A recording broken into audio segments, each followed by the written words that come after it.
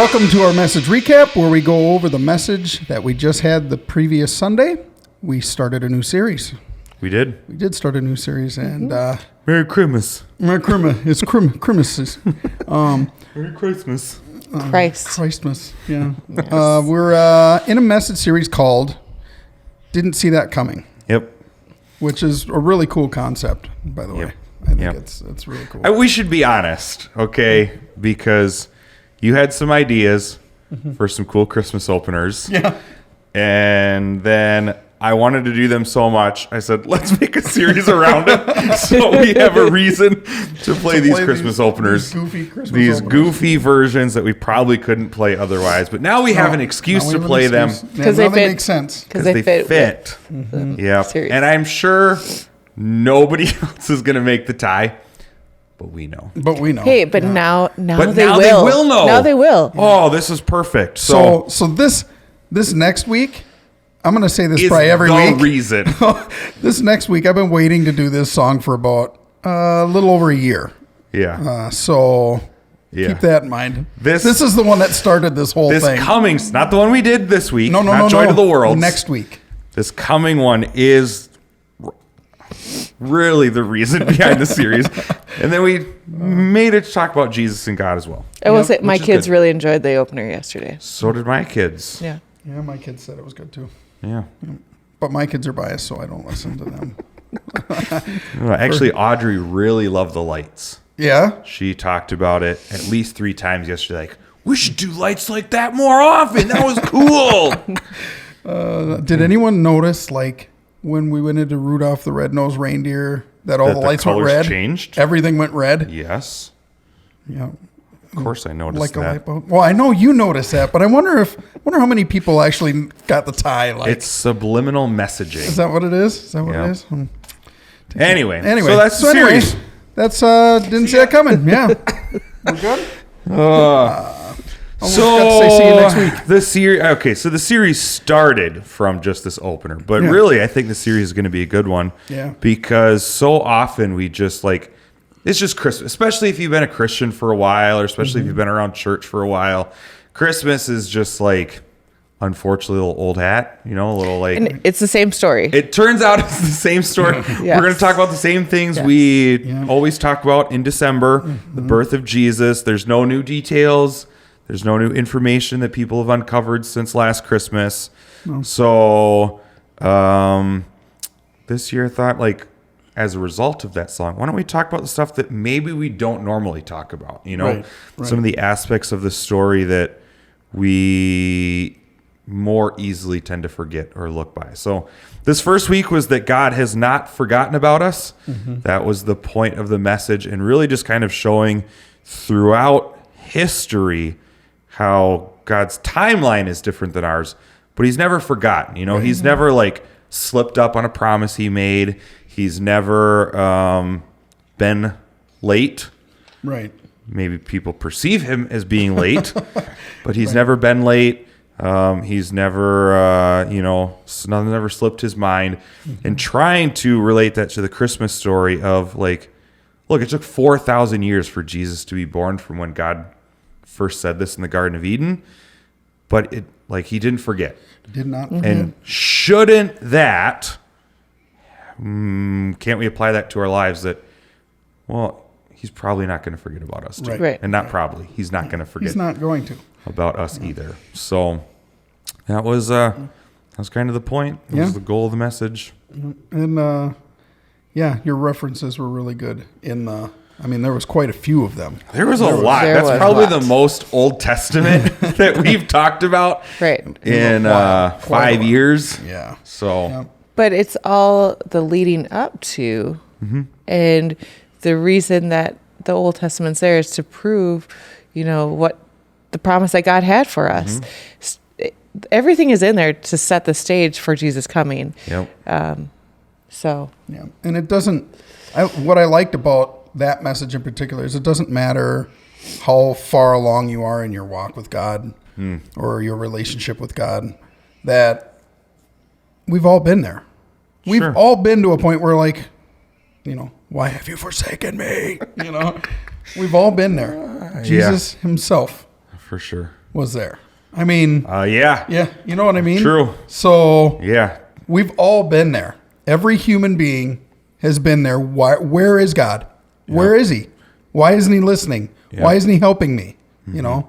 And it's good Well, and I think as our faith grows stronger, because I know I was sitting there trying to remember, like, when was the last time that I felt that way? And to be honest, I can't remember. Yeah.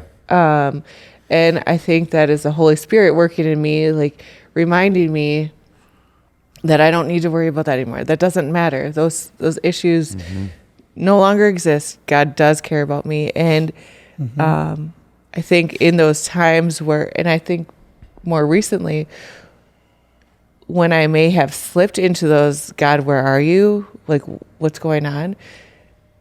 They don't last very long. And that kind of passes. But I do know that happens to people, especially when you're struggling.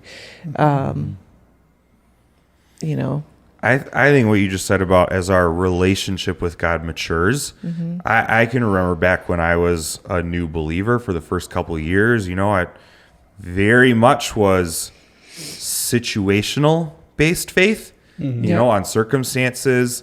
I remember one time praying to God, like, God, I just need to see you do some miracles, you know, and not like, I don't need big, you know, explosions in the sky or something. Just like, let me know you're here. Just some little small miracles. And there was about a week or two where it just blew my mind with the stuff that God opened my eyes to.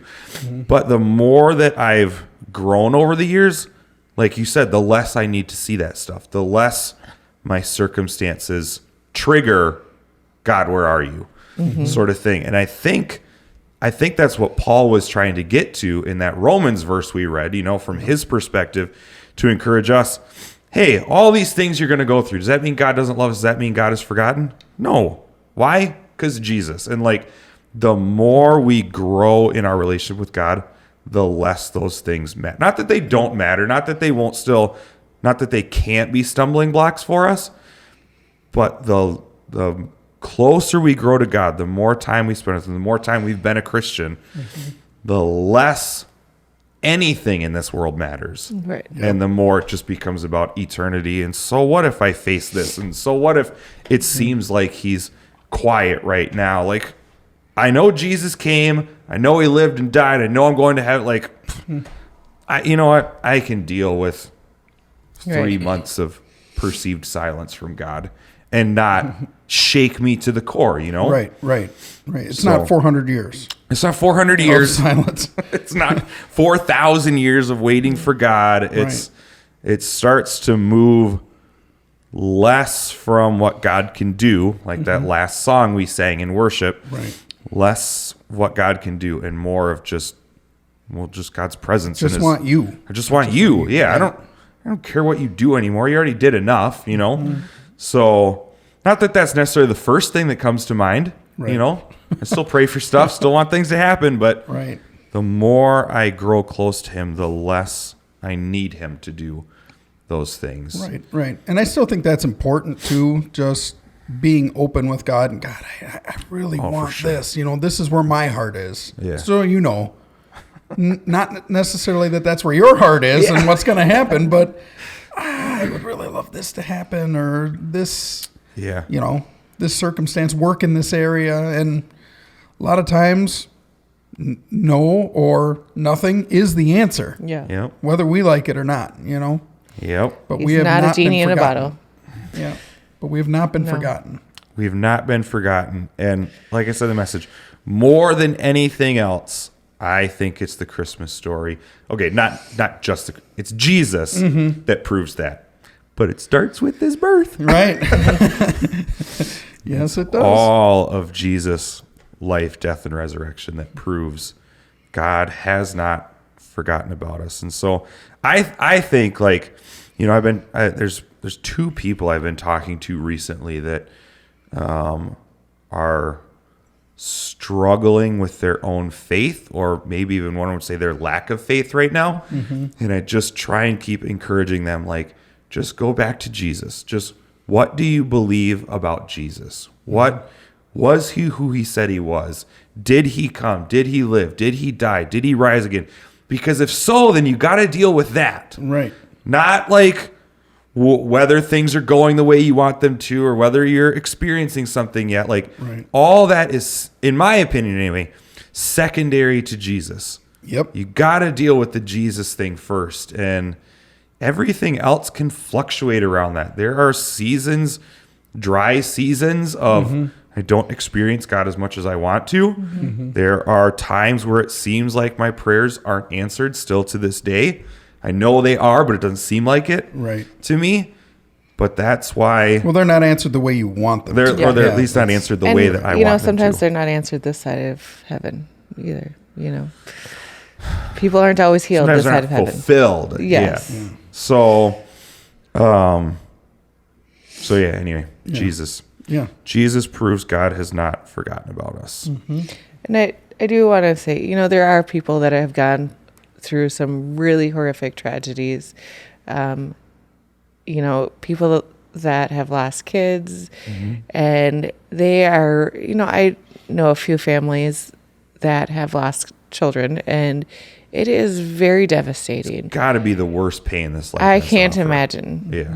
And I know that it's a very, very hard thing for them, to deal with this issue because, God, where are you? Yeah.